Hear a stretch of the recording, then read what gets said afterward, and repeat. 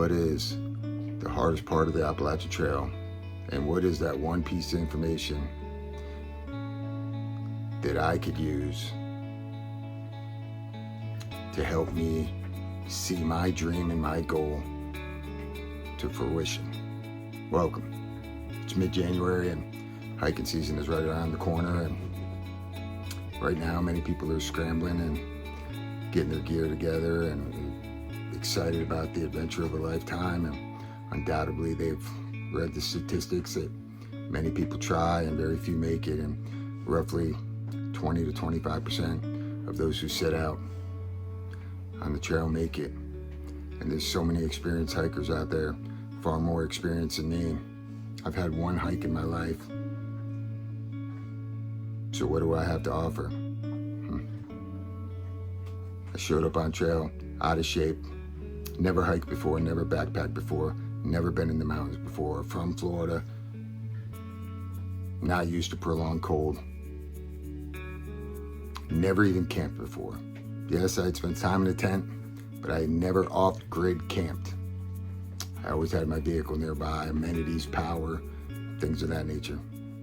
I literally walked on trail, couch to trail, with no experience, had 4 weeks to prepare, used all that time to acquire the gear necessary that I ordered from Amazon, didn't even go to an REI, never had a shakedown hike. The first time I used my gear was on Springer Mountain. My first day of hiking from Springer Mountain to Hawk Mountain Shelter, about 8 miles, wrecked me. I 0-miled on day 2, my first 0, at the shelter. I don't recommend that for anybody.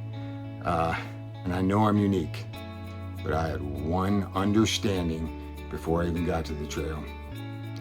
And I brought one approach with me and one asset that contributed 100% to me seeing this thing to the end, when so many others did not. I didn't even know if I would like hiking, because I had never hiked before. Yet why did I make it, and so many did not? Let's find out. Appreciate you being here. My name is Howard. My trail name is Wing It. I wonder why, right? I'm a 2024 Appalachian Trail alum. Started on March 15th, summited Katahdin on October 6th. Absolute journey of a lifetime. I'm a terrible hiker. I was probably the most unprepared and inexperienced hiker out there. Clumsy, awkward. I don't even consider myself a hiker. And people will say, "You're a hiker, man, you just walked to Maine." And to that I respond, just because I can fry a bologna sandwich doesn't make me a chef, man. But what is it about me? I'm not stronger than anybody. Those who hiked around me know. They were much stronger, much faster, much better mind frames than I, much stronger mentally, more organized. I lost gear on trail. I had emergency room visits. I continuously breaking things, inexperienced, unprepared. But my approach single-handedly overcame all those obstacles, and it can for you too. So welcome to Wake and Have again. Please watch this video to the end. If you resonate with it, please hit like, please share it, please comment. If you want to subscribe. But I think this is invaluable to anybody who's attempting a thru hike, because we are all going to face this. So if you share it, it falls upon the ears that need to hear it, and it could keep somebody out on the trail. What is the hardest part of the trail? First of all, I'm going to say this. The hardest part of the trail, in my opinion, is the same as the hardest thing in life, because the trail is a mirror to life. The things that you experience in life is the same things you're going to experience on the trail. Why is that? Because everywhere you go, there you are, man, right? Everywhere you go, there you are. So first, let's talk about the hardest things in life. It's not the obstacles to overcome. It's not the adversity we face. It's not the tragedies and loss that we all experience. The hardest things in life, in my opinion, is the day-to-day, mundane, monotonous grind of life. It is wake up, get some coffee, pet the dog, get dressed, read the newspaper, check your emails, drive to work the same way, get to work, see the same people, go to lunch the same time, head home the same way you came, pet the dog, make some dinner, watch some TV, go to bed. To do the same thing tomorrow, day in and day out, every single day for the rest of your life. We are human beings that can accomplish anything. Doesn't matter what it is. You set a goal in front of us, a task in front of us, we can accomplish it. You can literally take an inexperienced hiker, put a backpack on him, and he will walk to Maine. But we're not very good at just being. We're human beings who don't know how to be. We should be called human doings. In each and every single one of us is what I like to call fundamentally dissatisfied. Me and my core and my humanness, my ego, my mind is fundamentally dissatisfied. It always wants a new experience. It doesn't matter what that is. When we get in that grind of life, we long for something else. We long for adventure. We long for the weekend. I mean, think about it. On Monday, you curse Mondays. I can't wait till Friday. I can't wait till Saturday. This mundane work is crushing me. We long for the weekend. We long for adventure. We long to be on that grass over there. We long for the promotion. If only I could achieve this. If I got that, I would be happy. We long for love. Then we get love, and we cannot. How did I live life without this? It's so jubilant. Your partner is so perfect. But then guess what? The newness wears off. It starts to dissipate a little bit. We fall back into old patterns and routines, and we are fundamentally dissatisfied again, longing for a different experience. We want to be anywhere except for where we're at. And you may be saying there, I don't experience that kind of stuff. I love life. And so do I. But ask yourself this question. Why are you doing the Appalachian Trail? Isn't part of it to escape that mundane day-to-day grind, that pointless merry-go-round of the same routine, the same thing every single day? And there's no problem with that. I think we all experience it. What does that have to do with the Appalachian Trail? When you get to the Appalachian Trail, you are going to be jubilant. It is a new love. It is a new relationship. It is a new experience. You are going to be so thrilled, and you're going to meet like-minded people and have new experience, new relations, and everybody's giving each other trail names, and you are, I can't believe it took me this long to get out here. This is awesome. I wish everybody could experience this. And it's beautiful, man. But at some point, the newness will fade, the party will dissipate. It's not coincidence that a good majority of people drop out right after trail days, man. In Damascus, right after trail days. Why? Because the party's over, man. That newness wears off. And whether you recognize it or not, you fall back into that grind, because guess what you got to do on trail? It is a mirror to life. You wake up, you pack up your tent, it's wet, you look for water. There's a climb. There's another climb right behind it, and another climb, and it is endless. And they call those climbs PUDs, pointless up and downs, because the pointlessness of life settles in on you on trail. Why? Because you are fundamentally dissatisfied, just like I am, just like everybody is. It is the same grind on trail as it is in life. The difference is, in life, you go to work. They pay you for your time, your energy, and your effort. They compensate you for that. Nobody would go to work if they didn't pay you for your time, energy, and effort. Guess what you're doing on trail? You are giving your time, energy, and effort, blood, sweat, and tears without any financial compensation. Couple that with the fact that every muscle aches, every joint throbs. You stink to high heaven. You are wet, you are cold, you are hungry, you are tired. Trudging through the mud, grinding over those pointless up and downs. And at some point, that fundamental dissatisfaction sets in, the party's over, and you will say this: I am not having fun anymore. And many people go home. Or they will say this: I got what I came for. And they will go home. Voluntarily go home.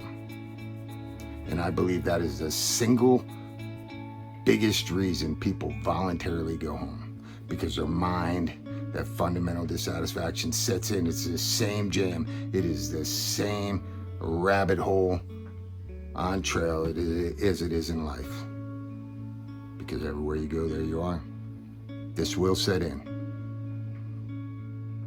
Doesn't matter who you are. How did I overcome this? Number one, long before I came to the trail, I had that realization that I am fundamentally dissatisfied because I sought everything to fulfill me. I looked everywhere. Didn't matter. A new love, temporarily happy, it wanes and fades. A career change, a promotion, a new town, a new job, a new house, a new car. Couldn't wait till the weekends. And the weekend would come, I was always fundamentally dissatisfied. Till I had the realization that it doesn't matter where I'm at. I cannot overcome that fundamental dissatisfaction that my mind wants to continually bring me to that state. Doesn't matter what I'm doing. There is no job, no place, no woman, no amount of money, no status, no pride, no reputation that is ever going to fill that. And it sounds gloomy, but it's liberating because you realize you don't have to go anywhere. You don't have to do anything. There is nothing wrong with what I'm doing. What is wrong is the way I perceive it, and I'm in charge of that. I'm in charge of that. Might be the only control I have. Is I can surrender to the moment and realize that even if I go home, even if you go home, you are going to be fundamentally dissatisfied at home. You are going to long to be back on the trail. And that's the reality of it. There's a couple ways that I approach a trail. Number one, I knew this about myself. I knew that it doesn't matter if I go to work. It doesn't matter if I have a steep climb. It doesn't matter if I do absolutely nothing. It doesn't matter if I'm in prison. I am going to be fundamentally dissatisfied at some point.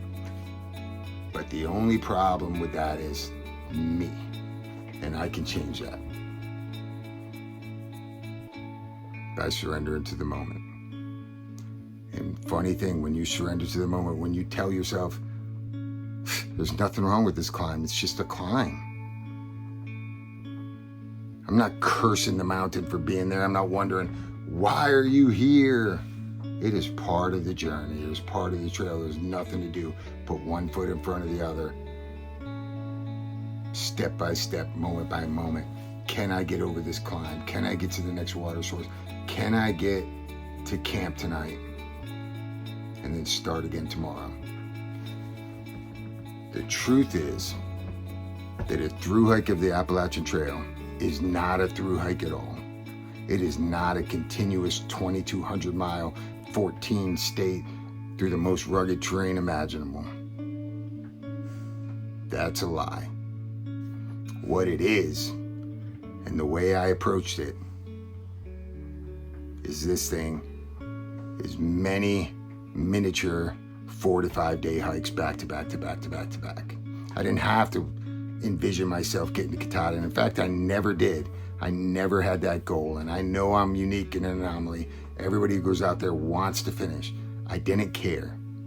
Can I get through this day? Can I get through this climb? Can I get through to the next resupply point? regroup, and come back out again, because I know myself.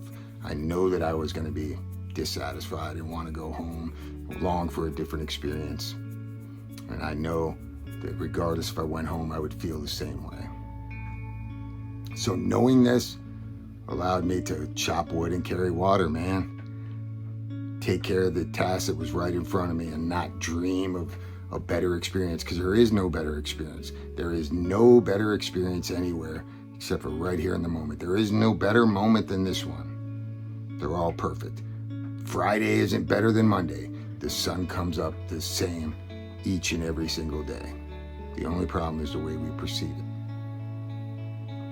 So knowing that the trail wasn't a 2,200 mile hike, not treating it that way, being intentional about being in the moment, knowing that the grind is the hardest part, and it is the hardest part of the trail. You can overcome the obstacles. Can you overcome yourself and that fundamental dissatisfaction? And here's the truth. Many people go home because they're no longer having fun. They got what they're looking for. But those who stick it out, those who sacrifice the financial gain of doing the same jam at home, will tell you that the reward for achieving your goal is priceless. May not be financial, but it is priceless and invaluable. How does that breaking this hike up into manageable mini pieces correlate to life? Because it's a mirror, man. There is a quote by Seneca, the Greek philosopher, and it says, "Begin at once to live, and count each separate day as a separate life." Think about that, man. Begin at once to live, and count each separate day as a separate life.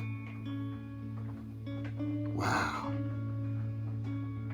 It's not one 80-year trudge. Think about this. You get to waken tomorrow, wake up, awaken. It is like a new birth, a new life. And you can say to yourself, what do I have to do today? What do I want to do today to live this one day life fully? I'm no longer burdened by yesterday's mistakes, and I'm not worried about tomorrow's experiences. What do I have to do today to live fully today? What obstacles are in my path? What do I have to do right now to move forward and experience that day? And at the end of the night, it's a conclusion. It ends, it's over, and you are rebirthed and awakened again tomorrow. What if you could live life that way? What if you can experience the trail that way? That is my approach. That is the only asset that this out of shape, no experience, no plan, wing it kind of guy, never been in the mountains, never experienced cold, never backpacked, never hiked in his life. That is the only asset I had. And if you incorporate that above everything else, that alone is more valuable than experience, than physical fitness, than fortitude, perseverance, willingness, and even finances. If you live fully, the universe will provide, man. Funny thing when you surrender to the moment, man. You see the beauty of the trail. You see the leaves rustling around you, the sun peering through the sky. And more than that, you feel the beauty within you, the connection to everything, that you are more vast than you ever give yourself credit for, and that you can ever imagine with your finite mind. I wish everybody luck. Happy hiking. Please comment, please like, please share, please let me know your thoughts, whether you agree with me or you don't. And if you're an experienced hiker, share your thoughts on when you hit that wall of that grind, that trudging, that bog, that mundane, monotonous, I want to escape the matrix type moments. How did you persevere through that? Appreciate you guys.